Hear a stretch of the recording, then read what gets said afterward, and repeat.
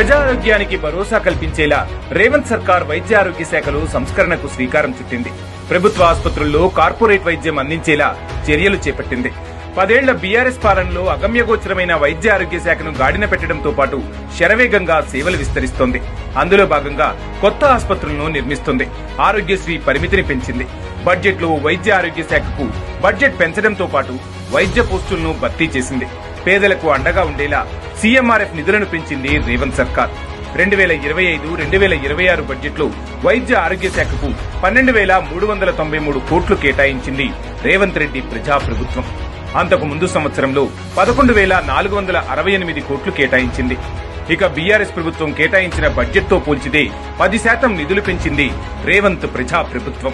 2014 నుండి 2024 మధ్య కాలంలో బీఆర్ఎస్ సర్కార్ ఏటా దాదాపు 450 కోట్ల సాయం సీఎంఆర్ఎఫ్ రూపంలో అందించగా గత 2 ఏళ్లలో 850 కోట్ల సాయం పంపిణీ చేసింది రేవంత్ ప్రభుత్వం.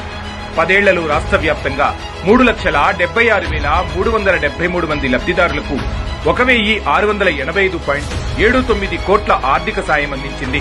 ఇక నగరానికి నలుమూలలా నిర్మిస్తున్న టిమ్స్ ఆసుపత్రులను శరవేగంగా పూర్తి చేయిస్తుంది. 2 నెలల్లోనే ఆసుపత్రుల సేవలు అందుబాటులోకి రానున్నాయి.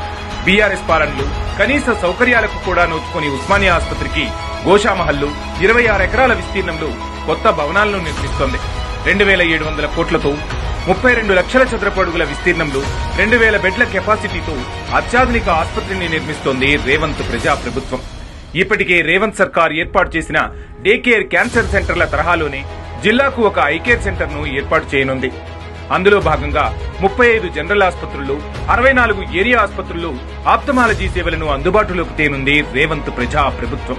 గత 10 ఏళ్లలో నిర్లక్ష్యానికి గురైన వైద్య ఆరోగ్య శాఖను గాడిన పెట్టడంతో పాటు వైద్య సౌకర్యాలను మరింత మెరుగుపరచడంలో సక్సెస్ అవుతోంది రేవంత్ ప్రజాప్రభుత్వం.